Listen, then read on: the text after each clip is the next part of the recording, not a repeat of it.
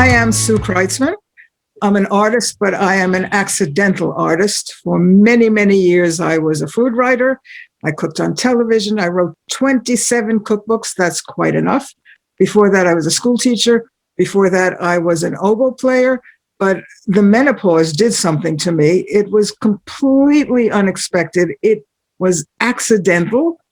When I was correcting the proofs of my 27th cookbook, my hand picked up a marker and drew a mermaid on a piece of paper. And I looked at the mermaid. It was a folk art mermaid. She had a fish for a hat. She was entwined with snakes. She was the best thing I ever saw. I couldn't draw. I knew that I wasn't an artist. And then all of a sudden I was. I never wrote another cookbook. I drew and painted obsessively. I started making memory jugs. I started sculpting. I started doing found object sculptures. My life completely changed, and it made me a different person. It's the best thing that ever happened to me. It was a gift from the universe. So I am what you call an outsider artist. That doesn't mean I refuse to come into the house. Once I went to the bookstore, and I asked if there were any books on outsider art, and she sent me to the gardening department. So an outsider artist simply means somebody who works on their own. There are no rules. They haven't had any training, and that's fine. I don't want any training. If I get training, I will turn into a very bad artist. I like what I do. I am now 80 years old. I can do whatever I damn please. So if I want to draw like a child, if I want to draw all these goddesses and so on, I can do that. So I'm very happy. And over the years, because it's been about 20 years, maybe a little more, it has developed. And I just love it. I love the art person I am now. I have curated many, many shows. I have exhibited my work all over the world. Lately, I've been getting interesting invitations. I was invited to China. I was invited to Russia. But to tell you the truth, first of all, the pandemic happened. And while the pandemic is happening, I am getting older. You younger people have it easier. When this is all over, you will still be relatively young. I will be ancient by the time this is over. So really traveling, I just don't want to. So I stick close to home. And luckily, close to home, there is my wonderful gallery, St. Pancras Conference Center Gallery, run by Peter Herbert and Marius ELS. What a blessing that place is. It's like a cult gallery. It's a secret, but it's not that well kept a secret because it has lots of fans. And Peter, the curator, does several shows a year. And I think it must have been at least 15, 16 years ago, we discovered each other. And again, it was an accident. A mutual friend of ours, I didn't know Peter. This friend, though, knew Peter and knew me. She's now dead, unfortunately. But she had left my card. I had these postcards made with my work. This was early in my art career, hoping somebody would notice me. And she liked my work and put my card on Peter's desk and then left. He wasn't there. He came back, he saw the card, and he was doing a show on portraits. Peter was left short of one artist, and he looked at my card and he said, and he called me up. And I was in that show. And that was another gift from the universe. So I've been working with him on everything he does from then. He is the curator. He calls me the spiritual advisor, which I adore. And then every year I get a show of my own to curate, and he's the co-curator. What a gift. He is a wonderful man. Peter is a wonderful, wonderful man. We've been friends for so long. We do have great arguments, of course, because of, the whole curating business, but we always manage to come to a good conclusion. I love, love, love that gallery, and I love working with Peter. And I remember Loudest Whispers way back in the day. And how many years is it? I'm trying to think how many years. Many, many, many years. Every year, Loudest Whispers. It is the LGBTQ art event of the year. It has so many amazing artists, some of which are dear friends of mine, some of which I only know a little bit. Every year there are new people joining it. And it's multimedia. There'll be sculptures, there'll be paintings, there'll be drawings, there'll be assemblages and installations. It is a very, very, very exciting show. This year, the show is about mind, body, and spirit.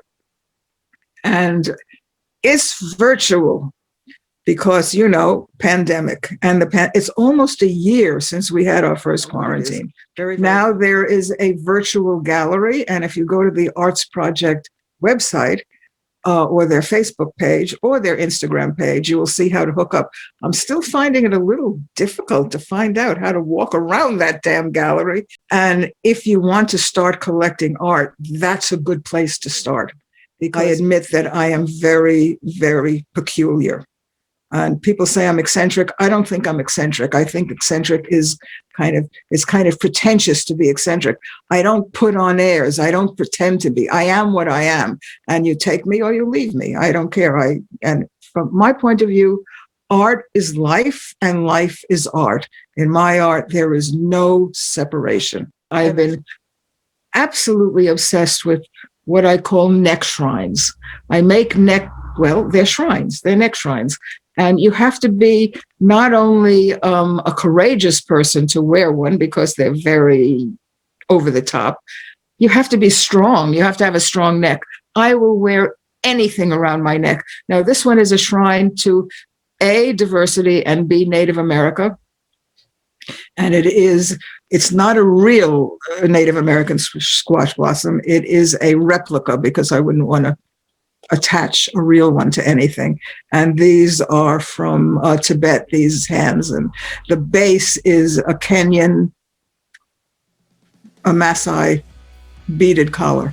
So it's about diversity. I'm a great believer in, we are global citizens and we share with each other. If we didn't share, there would be no fashion, no language, no vernacular, no cuisine, no music. Sharing is what humanity is all about and should be all about. So my Neckshrines are partly that is the story. This one is a little bit tame because I wore it for the camera and I wanted a lot of color, although I always have a lot of color. But in Loudest Whispers, I have 2 Neckshrines. I'm really, really proud of them. They're about accepting who you are. And this is very important for the LGBTQ community, especially young people who are so conflicted, who don't really understand what's happening to them, who may be demonized by their family or by their community. Just hold on and be proud of what and who you are. And when you find your community, the LGBTQ community, things will improve. So I did 2 pieces that are about being proud of who you are. You are a very special person, and eventually you will become comfortable with your own self.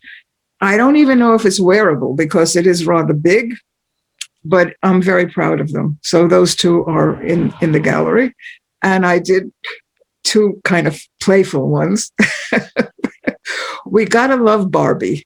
And Barbie came into being when I was 18 or 19 years old. I was much too old to bother with Barbie, to notice Barbie, or to play with Barbie.